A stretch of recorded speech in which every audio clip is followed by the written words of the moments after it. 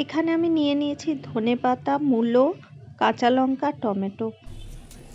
এরপর আমি কাঁচা লঙ্কাগুলোকে কুচি করে নিলাম, ধনেপাতাগুলোকেও কুচিয়ে নিলাম, আর টমেটোগুলোকেও আমি কুচিয়ে নেব।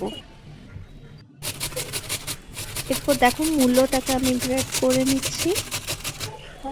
নেওয়ার পরে আমি একটা বাটির মধ্যে গরম জল বসালাম, বসিয়ে মূলোগুলোকে হালকা একটু ভাপিয়ে নেব নুন দিয়ে।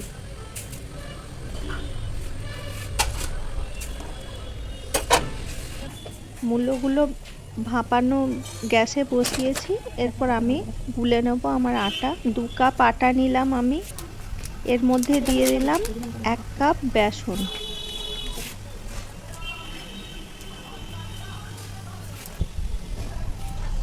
আর এর মধ্যে দিয়ে দিলাম 1/2 কাপ ময়দা। ময়দাটা এই কারণেই দেয়া হয় যাতে গোলা রুটিগুলো ভালোভাবে তাওয়া থেকে উঠে আসে। এর মধ্যে দিয়ে দিলাম অল্প একটু হলুদ আর নুন। এরপর আমি মূলোটাকে গ্যাস থেকে নামিয়ে ছাঁকনির মধ্যে ছেঁকে নিলাম, ছেঁকে ঠান্ডা হতে দিলাম। এরপর আমি আটাটাকে গুলে নিচ্ছি জল দিয়ে।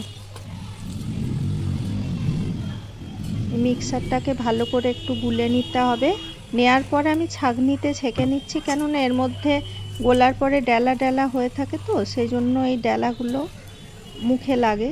তো সেই কারণে আমি ছাঁকনিতে ছেঁকে নিলাম। এর মধ্যে দিয়ে দিলাম ধনেপাতা কুচি, টমেটো কুচি, কাঁচা লঙ্কা কুচি এবং মূলো, গ্রেট করা মূলোগুলো।